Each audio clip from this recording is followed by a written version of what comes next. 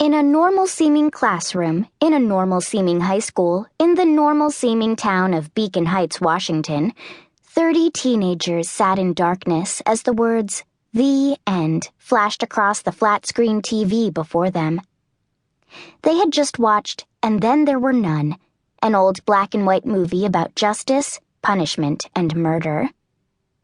This was film studies class, a popular senior elective at Beacon High that was taught by the well-liked, and, at least according to most of the girls, totally gorgeous, Mr. Granger. When Granger flicked on the lights, he had a smug, "I'm handsome and smart and you should worship me" smile on his face. Amazing, right?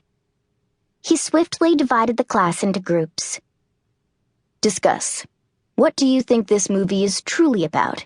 Get some ideas for your papers. Granger assigned an open-themed paper on every film they watched.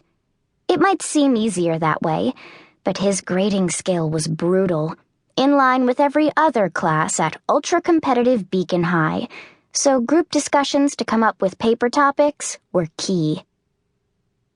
At the back of the room, Julie Redding sat in a group of girls who were, mostly, relative strangers to her. But she knew them in passing. There was musical genius Mackenzie Wright. Word had it she'd played on stage with Yo-Yo Ma. Gorgeous Ava Jalali sat across from them, who'd done some small-time modeling gigs and apparently was snapped as a trendsetter on the street in glamour. There was soccer star Caitlin Martell-Lewis, who was twitchy as a caged animal. Next to Julie sat the only one she knew well, her best friend, Parker Duvall, whose only talent these days was being a pariah. And of course there was Julie herself, the most popular girl at school. The girls didn't know each other very well, yet. But soon enough they would. At first, they talked about the movie, which was about killing people who had done terrible things.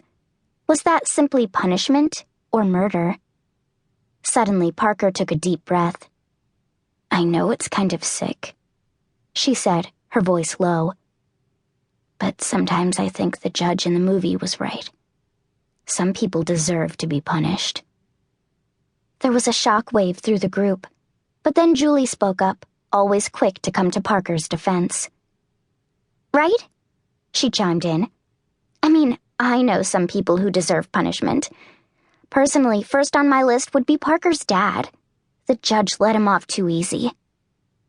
She hated Parker's dad for what he'd done to Parker.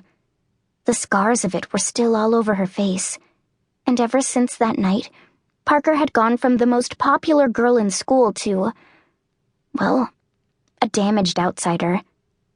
Parker hadn't even tried to regain the friends she'd pulled away from, though maybe it was easier to hide than to reveal exactly how broken she was.